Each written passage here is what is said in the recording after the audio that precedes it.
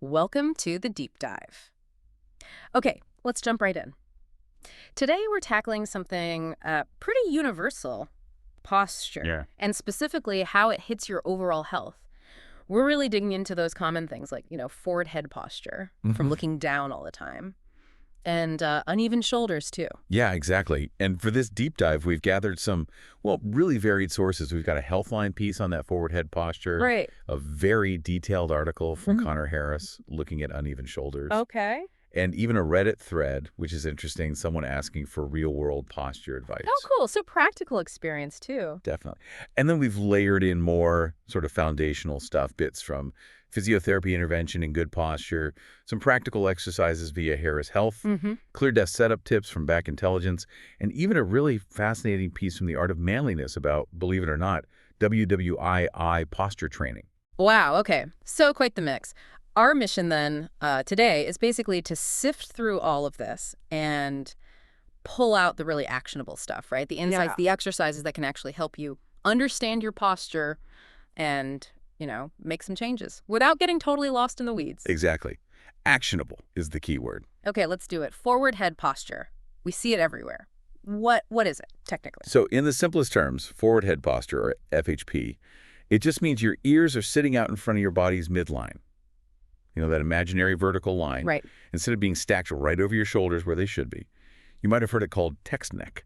Oh yeah, definitely text neck or nerd neck. I've heard that too. Yeah, those names kind of hint at the causes, don't they? For sure. So is it just our phones and screens causing this, or is there more to it? Well, staring down at devices is definitely a big one, probably the most common these days. But our sources show it's not the only thing, not by a long shot. Think about, like, spending all day slouched at a desk or driving all hunched over. Guilty. Yeah, me too sometimes. Or, jobs where you're leaning forward constantly, like sewing was mentioned, even just carrying a really heavy backpack improperly. Hmm. And then there's just long-term bad habits, how you sleep, head propped up too high, reading in bed. Ah, Plus, injuries can trigger it, like whiplash. Or sometimes people compensate for pain elsewhere in their body, and their head drifts forward. Weak upper back muscles, arthritis, even bone issues. And in really rare cases, some people are just born with conditions that predispose them. It's quite a list. wow. Okay. It's not just one thing then, it's potentially a whole combination of factors. So Yeah.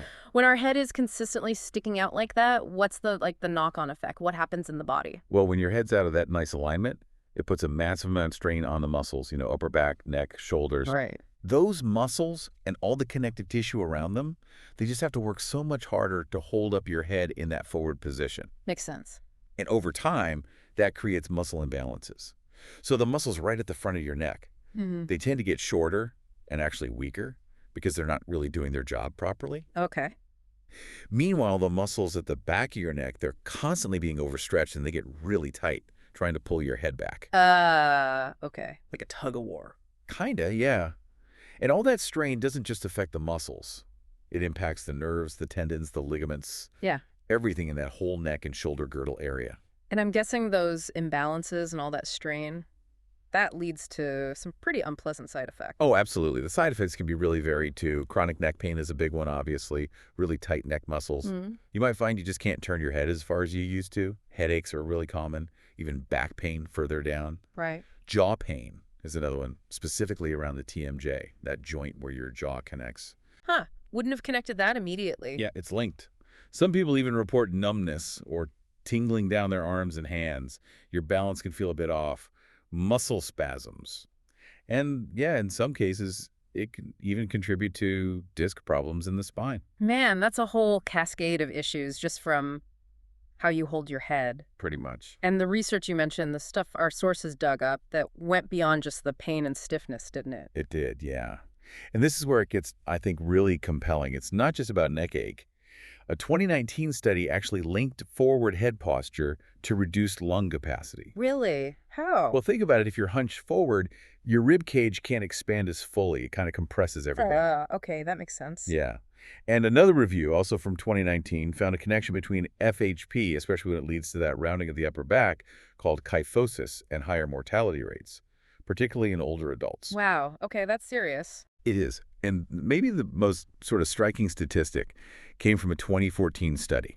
It showed that just tilting your head forward, like to look at your phone, Yeah. it dramatically increases the effective weight on your spine. So normally Hmm. your head weighs maybe 10, 12 pounds, Right. but tilt it forward 45 degrees, the force on your neck jumps to almost 50 pounds. 55. 50 pounds. Yeah. Right. Imagine carrying like a bowling ball around with your neck muscles all day. Oh my God. No wonder things start to hurt. Exactly. And one more 2012 study found that people who use computers a lot and have FHP, they tend to have worse balance. Yeah. So it really hits home that this isn't just, how you look. It's got real health implications. 50 pounds. That's just stuck in my head now. Okay. So we know what it is. We know why it's bad. What can we actually do about it? Our sources had some exercises, right? Specific things for FHP. Yes, Yeah. definitely. And the good news is a lot of them are pretty simple things you can build into your day. Mm. One of the absolute fundamentals is the chin tuck. Chin tuck. Okay. You can do it sitting, standing, even lying down with your head against a wall or on the floor. The key is keeping your head-level chin parallel to the floor and then just gently drawing your chin back towards your throat. Like making a double chin, sort of. Exactly like making a slight double chin. You should feel a little lengthening at the back of your neck, too.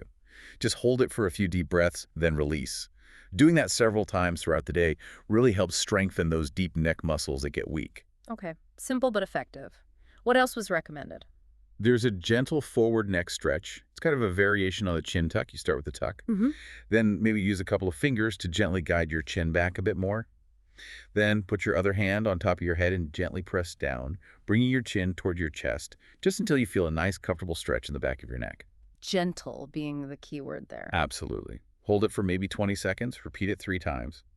The Healthline article also suggested a simple yoga forward bend. Ah, like a standing forward fold. Exactly. Feet hip width apart, soft knees. Just hinge at your hips and let your head and arms hang down. Tuck your chin gently to your chest. Let the neck completely relax. Yeah. You can even do little gentle nods like yes and no, or tiny head circles if that feels good. Just hang out there for at least a minute, then slowly roll back up. Really good for releasing neck and shoulder tension. I feel looser just thinking about that one. And wasn't there something about using a wall to kind of check your alignment? Yes. The wall alignment Oh. check, great for just getting a feel for what good posture actually is. You stand with your back to the wall. Okay. You're trying to get the back of your head, your upper back, your butt, and ideally your heels lightly touching the wall. Chin parallel to the floor. Feel that gentle lift upwards. Right. You can even try slowly sliding your arms up and down against the wall a few times, keeping your back flat. Then step away and try to maintain that feeling. Kind of recalibrating your sense of upright. Precisely. And another wall one is the wall angel stretch. Same starting position against the wall, spine flat. Then bring your arms out to the sides.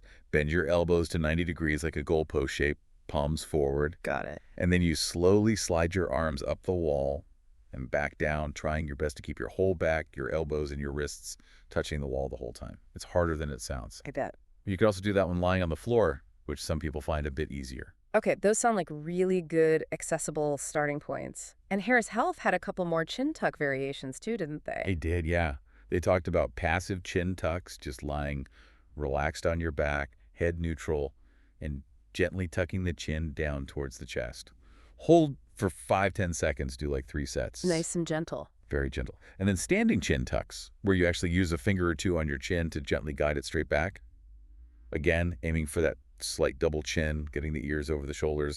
Same kind of sets and reps, 5-10 second holds. Perfect. Okay, that's a great toolkit for forward head posture. Let's shift gears now to the other big one, uneven shoulders.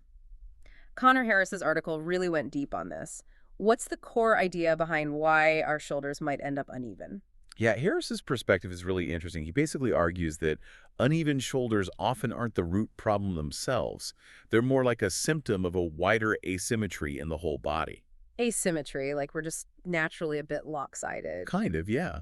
Mm. He points out that humans are inherently asymmetrical. Think about where our organs are: heart slightly left, liver on the right. Differences in how our brain hemispheres work. Even our diaphragm muscle isn't perfectly symmetrical. Huh. Never really thought about that. Right. And because of all this, we often develop a subtle bias or preference for one side of the body, frequently the right side. And the uneven shoulders are often part of how the body compensates for these underlying asymmetries. So it's like our body's trying to balance itself out, but it results in one shoulder being higher. Exactly.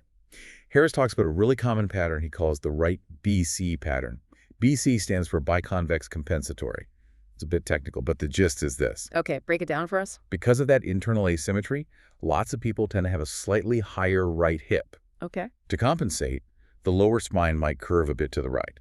Then higher up, the mid and upper spine often counter-rotates to the left to try and keep your eyes level. Right, got to keep the head straight. Precisely. And that whole chain reaction, high right hip, lower spine right, upper spine left, can result in the left shoulder ending up higher and the right shoulder lower, often with a little neck side bend to the left too. Wow, like a whole series of dominoes falling, starting at the hip. That's a perfect way to put it, a domino effect. So, okay, if someone notices they have a lower right shoulder, what's typically happening there, according to this model? So Harris links that lower right shoulder often to that subtle side bend in the trunk towards the right. This bending can actually limit how well the ribs on the right side can expand when you breathe in. Ah, restricts breathing. A little bit, yeah. And because of that, the front ribs on that right side can get sort of compressed and rotated inwards. Okay. This tightness pulls the right shoulder blade forward and rotates it inwards, moving it away from the spine. So someone with this might feel pain, like in the front of that right shoulder, or maybe below the shoulder blade. They might find it hard to reach behind their back with that arm. Right. And the other side compensates. Exactly. The left side tries to make up for it. The spine might rotate left, pushing the left shoulder blade back, rotating it outwards, closer to the spine. But that can then limit how the ribs move on the left side of the back. Okay. And that could lead to pain maybe in the left upper trap muscle up by the neck, or pain between the left shoulder blade and the spine, maybe difficulty lifting that left arm fully overhead. It's all interconnected. It really is. Fascinating. So what about the flip side? A lower left shoulder. What's the story there? Harris suggests that a lower left shoulder can often be like an extra layer of compensation built on top of that underlying right BC pattern. Okay, so it gets more complex. It can, yeah. It might happen if the right side of the chest wall gets really, really tight. If the body's still struggling to get air into those right ribs, sometimes the muscles on the front right side of the neck, the scalenes, they start overworking, trying to pull those ribs up when you inhale. Okay. And this extra effort can sometimes cause a little rotation twist in the spine, right around the T4 level, the fourth thoracic vertebra. He calls it superior T4 syndrome. Right. So in this picture, you might still have the lower spine turned right, the mid-spine turned left. But then the upper spine turns back to the right again. Oh, wow. And interestingly, this pattern can actually lead to less internal rotation in the left shoulder, but more internal rotation in the right shoulder, which seems counterintuitive for a low left shouldered right. Yeah, definitely. People with this might have pain in the right side of their neck, maybe the front of the left shoulder, or around the left shoulder blade area. Harris does note that sometimes, for these more complex cases, getting some hands-on manual therapy from someone certified might be needed to really release that right-sided tightness. That really drives home how intricate these posture things can be. It's not always straightforward. So, okay, when it comes to fixing uneven shoulders, what kind of exercises does Harris point towards? He mentioned focusing on the ribs and shoulder blades. Yes, absolutely. The main goal is usually about restoring better movement in the rib cage and getting those shoulder blades positioned better on the rib cage. Okay. So for that lower right shoulder pattern, you want exercises that help open up the front of the right ribs and also the back of the left ribs. Right, addressing both sides of the compensation. Exactly. Harris uses shoulder rotation range, how far you can comfortably turn your arm in and out, as a guide, like aiming for over 70 degrees of internal rotation and 90 degrees of external rotation. Exercises that wake up the lower part of the right trap muscle and the triceps can help pull that right shoulder blade back and down into a better spot. And he also stresses thinking about your pelvis, maybe shifting your weight slightly left. Got it. And for the lower left shoulder pattern? There, the focus shifts. Yeah. Want to open up the front of the left rib cage, improve how the right rib cage expands when you breathe. Try to relax those overworked right neck muscles, maybe by gently turning your head left. Okay. And again, repositioning that left shoulder blade on the ribs is key, which might mean going back and addressing that underlying right BC pattern we talked about. Makes sense. He also gave some more general exercises too, right? Things that are broadly helpful for shoulder balance. Oh yeah, definitely. Beyond those really specific strategies, Harris and our other sources mentioned exercises that are widely useful, like the doorway chest stretch. Fantastic for opening up tight chest muscles, which often pull shoulders forward and contribute to unevenness. Oh, yeah, I know that one. Forearms on the frame. Exactly. And you can vary the height, low, middle, high, to target different parts of the chest. Just lean in gently. Good one. Shoulder blade retractions too. Just consciously squeezing your shoulder blades together like you're trying to pinch a pencil between them. Simple, but effective for activating those back muscles. Totally. And you can make it harder with a resistance band, pulling the band apart as you squeeze. Seated rows with a band are great too, really hitting those mid-back muscles. Right. And then specific rotator cuff exercises, standing external rotation, pulling the band outwards while keeping your elbow tucked in, and internal rotation, pulling the band across your body. Those help build stability right around the shoulder joint itself. Okay, those are all pretty familiar and doable exercises. Now, zooming out a bit, beyond the specifics for FHP and uneven shoulders, what were some of the general strategies our sources highlighted for just improving posture overall? I think the biggest one, honestly, was just awareness. Simply paying more attention to how you hold yourself day to day. Standing, sitting, walking, just noticing. That first step of just checking in with yourself. Exactly. And then ergonomics, especially for desk work, came up again and again. Getting that setup right is huge. Right. The chair, the screen height. Yeah, a supportive chair, feet flat on the floor. Screen at eye level, they mentioned about 18 to 24 inches away, with the top third of the screen roughly at eye level. Okay, good benchmark. And making sure your keyboard and mouse are positioned so you're not reaching or straining your wrists or shoulders, and consciously trying not to let your head creep forward when you're sitting. Remembering that 50-pound stat helps.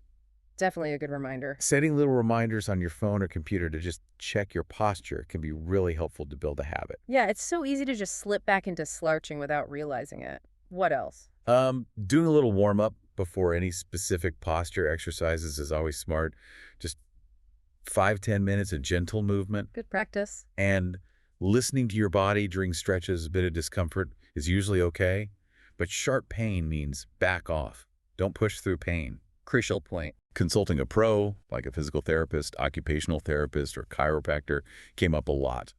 They can really tailor a plan to your specific issues and help optimize your workspace. Personalized advice is always good. Yeah.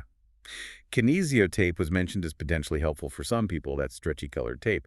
More for awareness and maybe some light support. But exercise was stressed as being more effective long-term. Right. Tape is a tool, not the solution. Exactly. Surgery is apparently very rare for just FHP, usually only if there are significant underlying structural issues or severe kyphosis. And a really important point, if you have persistent pain or if posture issues are really impacting your daily life, definitely see a doctor. There could be something else going on that needs medical attention. Absolutely essential advice. Okay, and I remember there were some helpful cues, like mental images to use. Yes, those can be super useful. One was imagining a string pulling you up from the very top of your head. Ah, the string up cue, I like that. Lengthening. Exactly. Encourages lengthening. Another one, maybe a bit less precise but effective for some, is just thinking chest up. Helps open the front. Right. Counteracts the slump. Definitely. Core strengthening came up a lot too.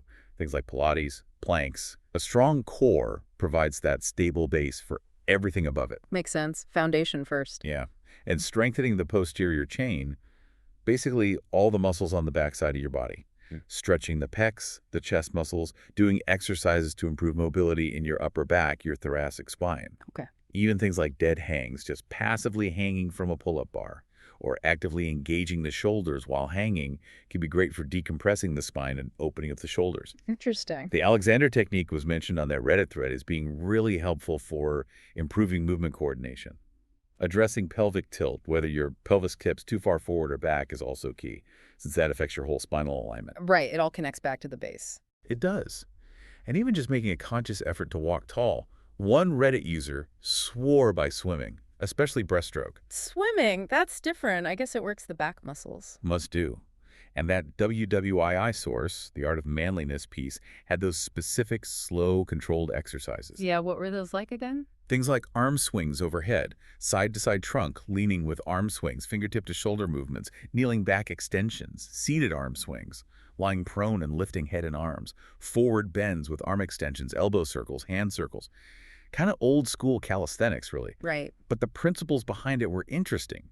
Teach good posture, practice it until it feels natural and comfortable, and motivate people by highlighting the benefits, looking better, feeling better, moving more efficiently. It's fascinating that focus on morale and efficiency back then. Posture wasn't just physical. Not at all. It was seen as part of overall bearing and readiness. And quickly, self-myofascial release was also mentioned, using rollers and balls. Yes, using a foam roller or a trigger point ball on tight spots, lats, traps, glutes, chest, upper back, can help release tension and improve mobility, which indirectly makes it easier to get into and hold better posture. The sources gave tips on how to position yourself and apply pressure effectively.